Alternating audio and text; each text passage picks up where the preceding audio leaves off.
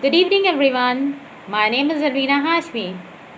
In the previous video, we have discussed about the two world war, that what impact it create in the modern era. Now in today's video, we will discuss about a movement, and what was this movement name is existentialism. So you must be thinking, what is this existentialism?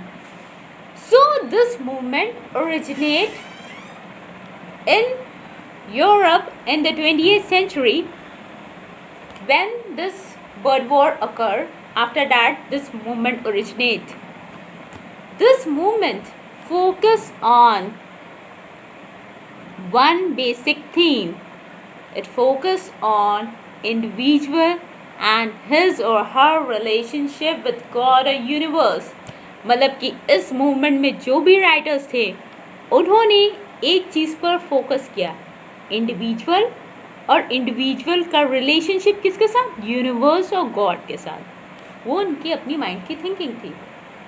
ये क्यों happen हुआ? World war, after the world war people were affected with that. If your country suffer from some war, you must have some impact due to this.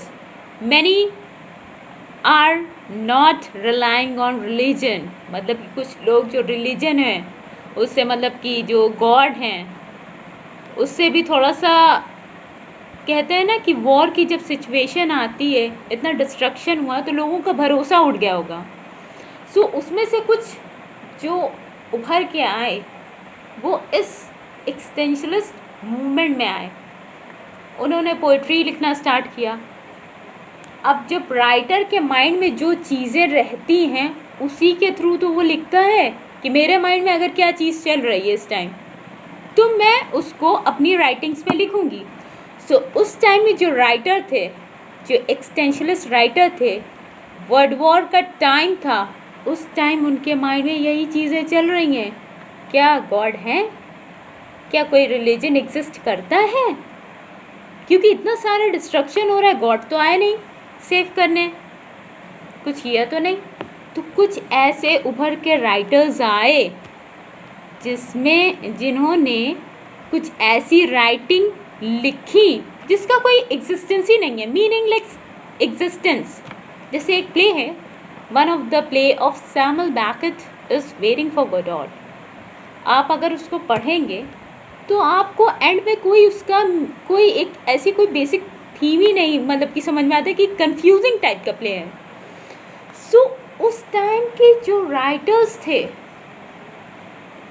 उनकी condition ऐसी थी कि उनके दिमाग में ये सारी चीज़ें चल रही थी कि क्या कोई एग्जिस्टेंस है, ये जो लाइफ्स है हम लोगों की, क्या इसका कोई एग्जिस्टेंस है? Meaningless existence. गॉड को इसमें क्यों फोकस किया गया? क्योंकि वॉर का टाइम चल रहा था.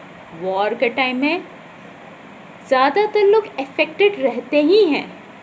सो जो चीज़ें उस टाइम राइटर के माइंड में आई उसने अपनी राइटिंग्स में लिख दी.